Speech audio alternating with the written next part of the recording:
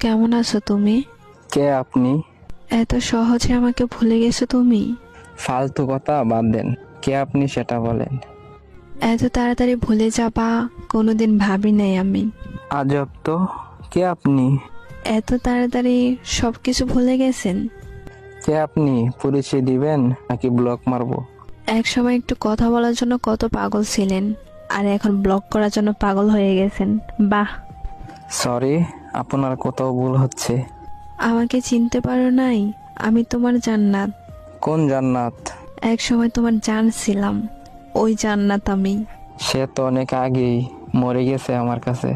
এত তাড়াতাড়ি মাটি দিয়ে দিলে আমাকে।